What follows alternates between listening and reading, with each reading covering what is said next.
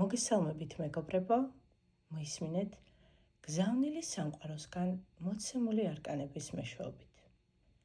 სამყარო გეუბნებათ, რომ ახლა თქვენ ცხოვრებაში არის ძველის, რაღაც მტკივნეულის, მოშორებისა და ახალი ცხოვრების დაწყების ეტაპი.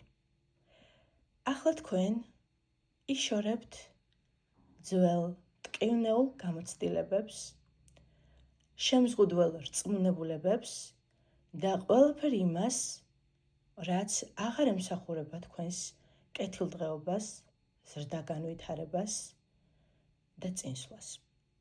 და გადადიხართ ახალ ეტაპზე, გამარჯვების, წინსვლის, ტრიუმფის ეტაპზე და შედიხართ იმპერატორი ქალის ენერგიებში, რბილ, მაგრამ მყარ ენერგიებში,